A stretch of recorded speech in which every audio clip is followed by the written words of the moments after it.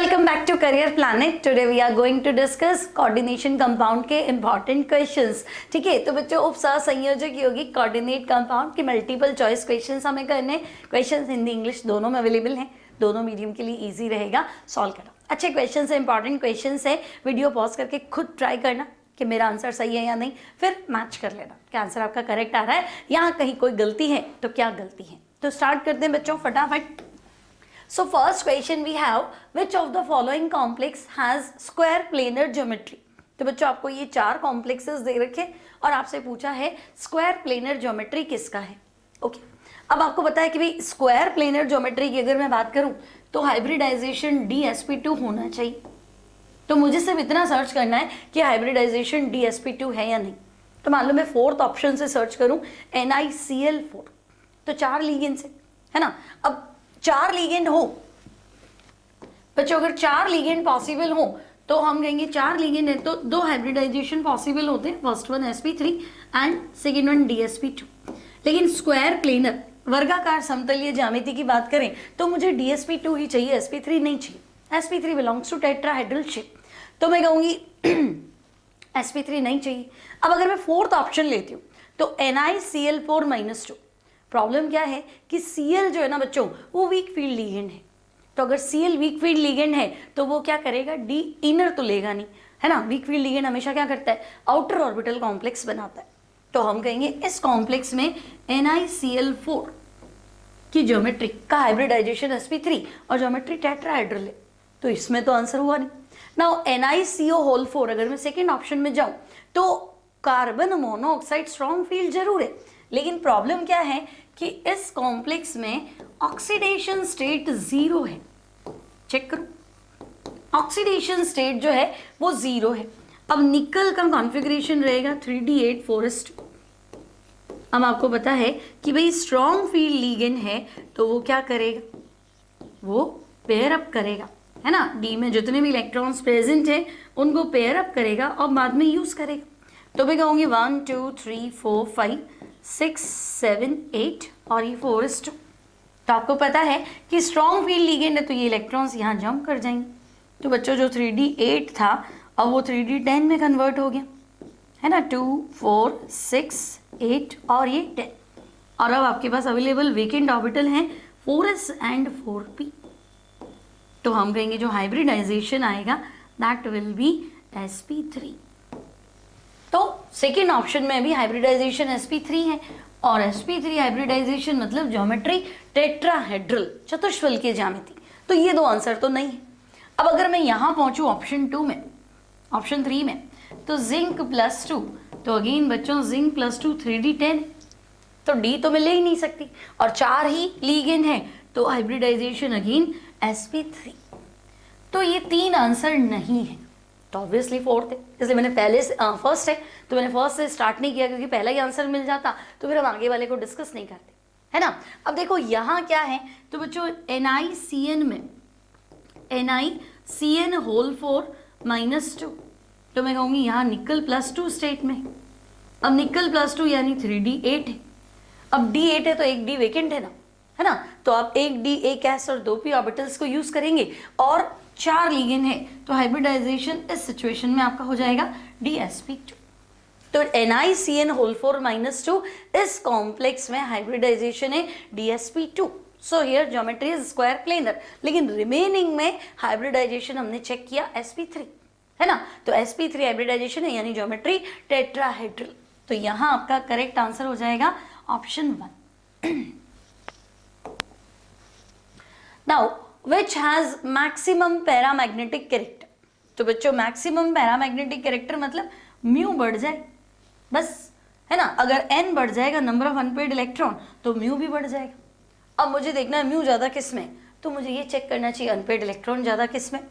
अब first option देखो, first option में बच्चों कॉपर जो है वो +2 ऑक्सीडेशन स्टेट में है यानी तुम्हें 3D9 मिलेगा और अनपेड इलेक्ट्रॉन यहाँ तुम्हें मिलेगा 1.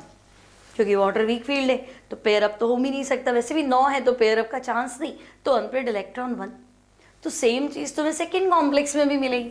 सेकेंड कॉम्प्लेक्स में भी देखो कॉपर +2 है, कॉन्फ़िगरेशन तुम्हें 3D9 ही मिलेगा और unpaired electron again you will find 1.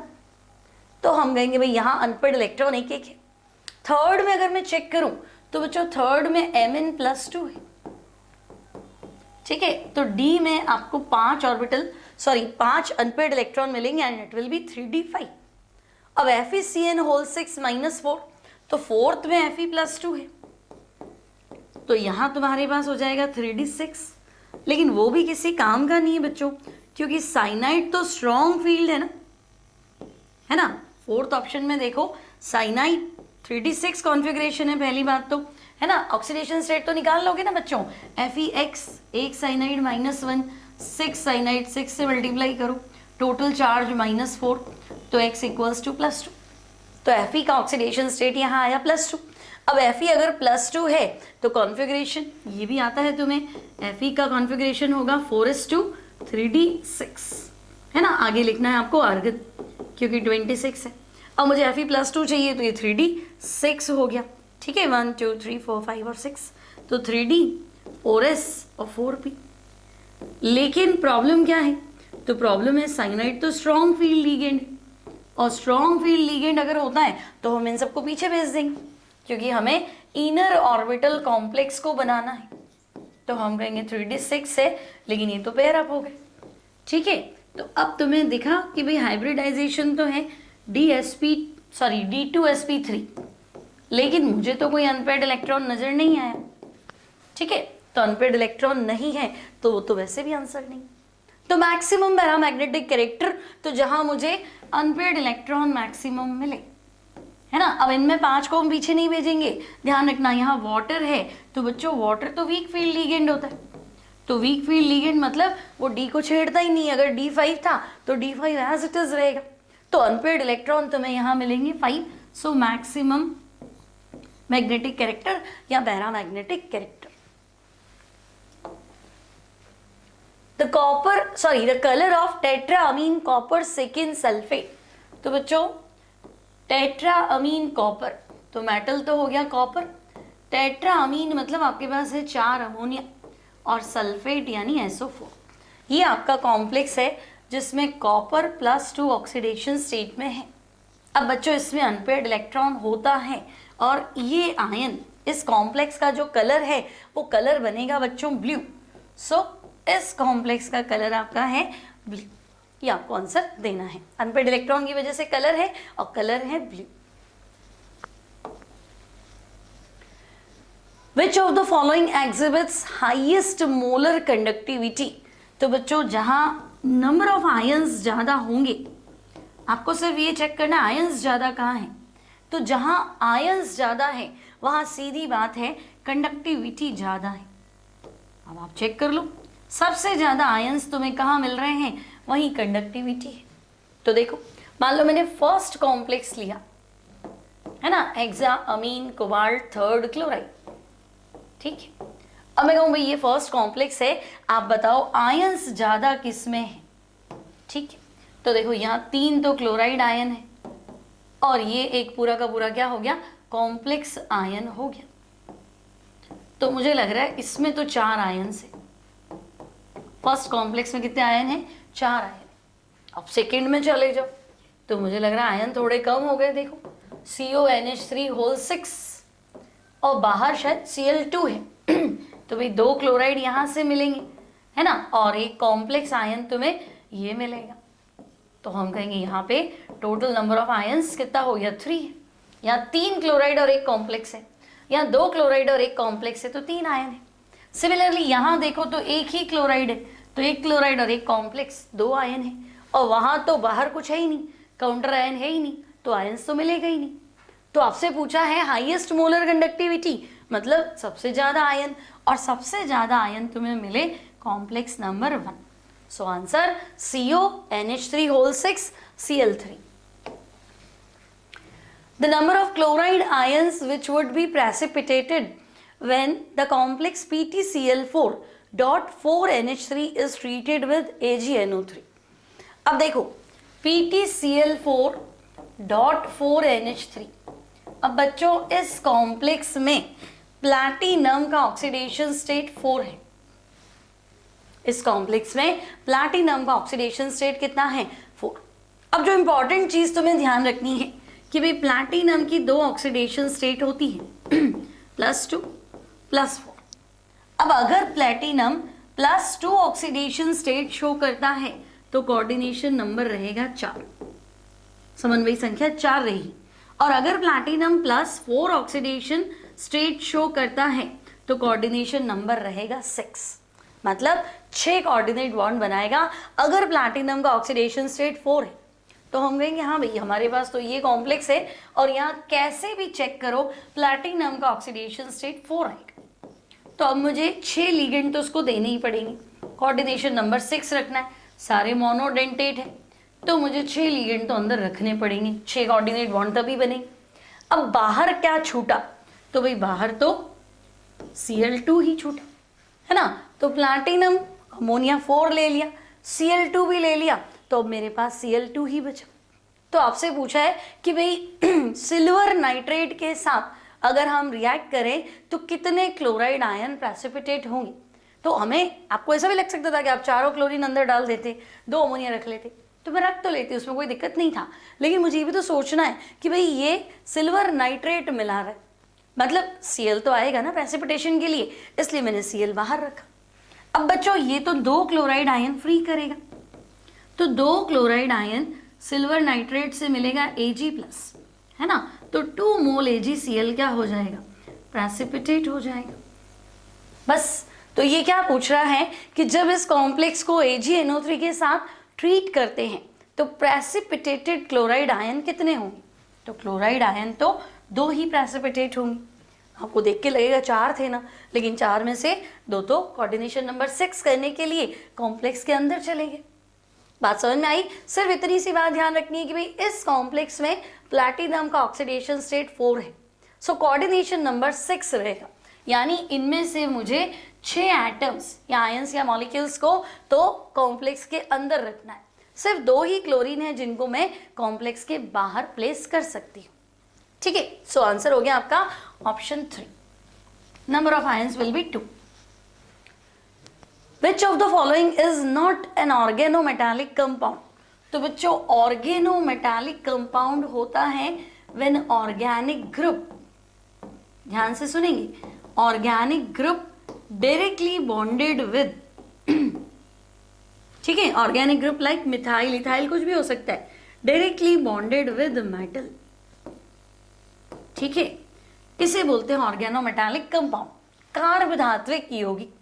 अब देखो फर्स्ट तुम्हें दिया इथाइल मैग्नीशियम ब्रोमाइड, ठीक है, सेकंड तुम्हें दिया है टेट्रा इथाइल लेड, लेड यानी Pb, टेट्रा इथाइल मतलब C2H5 4 times, okay, tetra ethyl lead. और नेक्स्ट वन क्या है, सोडियम इथॉक्साइड, ये लिख दिया, ठीक है, चाहे उल्टा लिख दो एक ही बात है, सोडियम इथॉक्साइड, है ना। और फोर्थ वन क्या है, ट्राई मिथाइल एल्यूमिनियम। तो बच्चों एल्यूमिनियम 3 मिथाइल के साथ बॉन्डेड है। अब आंसर तो तुम ही देख सकते हो कि ऑर्गेनिक ग्रुप ये रहा, ऑर्गेनिक ग्रुप मेटल के साथ बंधा हुआ है, मतलब MC बॉन्ड है, मेटल कार्बन बॉन्ड है। यहाँ पे भी देखो ऑर्गेनिक ग्रुप इथाइल मेटल के साथ बॉन्डेड है, यहाँ पे भी तो है ऑर्गेनिक ग्रुप मेटल के साथ बॉन्डेड है। सिर्फ सोडियम इथॉक्साइड में सोडियम और इथाइल देखो डायरेक्ट बॉन्ड नहीं बना रहे, बीच में ऑक्सीजन है भाई, है ना, सोडियम और इथाइल के बीच में क्या है, ऑक्सीजन है, डायरेक्ट का है, सोडियम और इथाइल डायरेक्ट थोड़ा कनेक्टेड है। तो हम कहेंगे भाई सोडियम इथॉक्साइड को हम ऑर्गेनोमेटालिक कंपाउंड कंसिडर नहीं कर सकते। Next the complex compound CONH3 NO2 ClCN is named as, okay.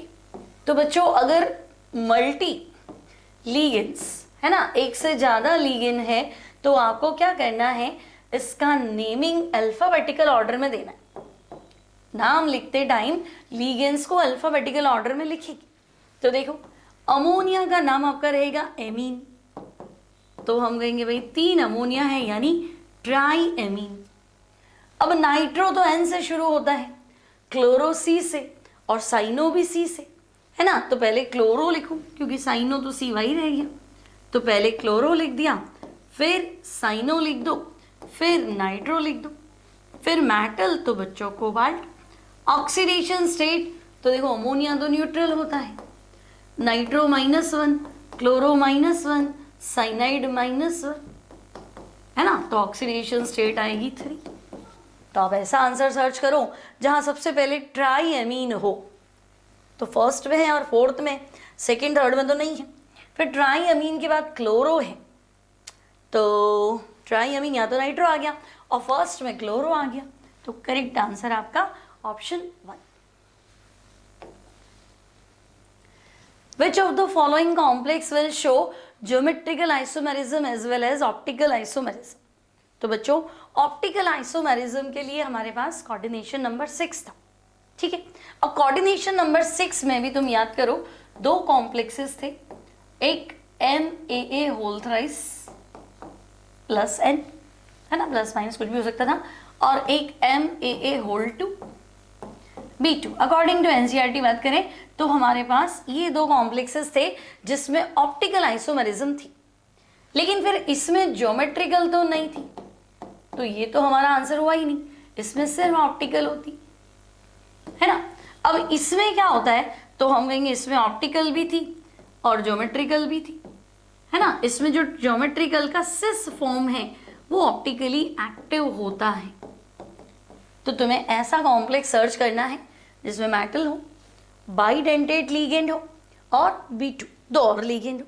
अब आप अपन सर्च कर लो, तो देखो MA2B2, तो यहाँ तो हम कहेंगे MA2B2, यहाँ पे तो सिर्फ ज्योमेट्रिकल होगी। सेकंड देखो प्लैटिनम NH3Cl3, तो यह ज्योमेट्री तो हो ही नहीं सकती थी, है ना। फिर प्लैटिनम EN होल थ्राइस, तो हम कहेंगे इसमें तो सिर्फ ऑप्टिकल है, ज्योमेट्रिकल नहीं। अब आपको ऑप्शन मिला MAA होल 2, B2 और चार्ज +2, ठीक है। तो हम कहेंगे यहाँ पॉसिबिलिटी है कि ज्योमेट्रिकल भी हो जाए और ऑप्टिकली एक्टिव भी होगा इसका cis form. So correct answer यहाँ पे बैठेगा option number 4। The number of geometrical isomers for platinum NH3 whole 2 Cl2। तो बच्चों ये इस तरह का कॉम्प्लेक्स है। अब यहां तो आपने पढ़ा था MA2B2, तो यहां तो 2 ही पॉसिबिलिटी थी। सेम लिगेंड्स को या तो तुम 90 डिग्री पे रख दो लाइक दिस, या सेम लिगेंड्स को 180 पे रख दो लाइक दिस, है ना। तो 90 पे है तो ये सिस है और ये 180 है ना, तो ये ट्रांस है। तो हम कहेंगे MA2B2 टाइप ऑफ कॉम्प्लेक्सेस में ज्योमेट्रिकल आइसोमेरिज्म पॉसिबल है और 2 ज्योमेट्रिकल आइसोमर्स बनेंगे, तो आपका आंसर हो जाएगा 2, है ना। कितने ज्योमेट्रिकल आइसोमर्स बनेंगे, तो आंसर हो जाएगा 2। The complex platinum NH3 whole 6 Cl4 furnishes, तो बच्चों ये कितने आयन देगा, तो देखो अगर मैं स्प्लिट करूं तो एक तो इसका कॉम्प्लेक्स आयन सोचो, भाई बाहर क्लोराइड है ना, कितने क्लोराइड है 4, तो बाहर के 4 क्लोराइड और आपका एक कॉम्प्लेक्स, तो टोटल नंबर ऑफ आयंस कितने हुए, तो 4 क्लोराइड आयन और एक कॉम्प्लेक्स आयन, तो टोटल नंबर ऑफ आयंस हो जाएंगे 5। सो correct answer will be 5 ions. Clear. The strongest ligand in the following. अब आपके पास ये 4 लीगेंड्स है, आपको स्ट्रॉन्गेस्ट बताना। तो बच्चों मैंने आपको जिंगल बताया था, आई बारिश कल फिर पानी, आई मतलब I माइनस, यहाँ नहीं, आई बारिश कल फिर पानी, ऑक्सा आजा, ऑक्सा मतलब ऑक्सीलेटो और आजा मतलब OH माइनस हाइड्रोक्सो। तो आई तो नहीं है लेकिन बारिश तो है, फिर तो है ना, फिर ऑक्सीलेटो नहीं है लेकिन हाइड्रोक्सो तो है, तो ये तीनों तो वीक फील्ड है। और मैंने कहा था कोई कार्बन मोनोऑक्साइड, कन्या साइनाइड, कोई कन्या नो बाई इन नहीं, याद रहेंगे, कोई कन्या नो NO2, बाई पिरिडाइल, ठीक है, इन एथिलीन डाइअमीन और नहीं, they are strong field ligand. जब भी डोनर एटम कार्बन है, जब भी डोनर एटम नाइट्रोजन है, तो वो स्ट्रॉन्ग फील्ड रहता है, तो हम कहेंगे स्ट्रॉन्ग फील्ड है। So here cyanide will be strong field ligand. If the magnetic moment of AgCN whole to -1 is 0, the number of unpaired electron. तो बच्चों अगर मैग्नेटिक मोमेंट ही 0 है तो ऑब्वियस सी बात है नंबर ऑफ अनपेयर्ड इलेक्ट्रॉन 0 होंगे। Mu का फॉर्मूला क्या था, √n+2। तो अगर n की वैल्यू 0 रखोगे तभी तो म्यू 0 आएगा। तो आपका आंसर होगा number of unpaired electron will be 0। So correct answer will be option 4। तो यहाँ हो गए हमारे कोऑर्डिनेट कंपाउंड या कॉम्प्लेक्स कंपाउंड या उपसर्ग संयोजक यौगिक के मल्टीपल चॉइस क्वेश्चन। मिलेंगे अगली लेक्चर में। Till then keep practicing, keep studying.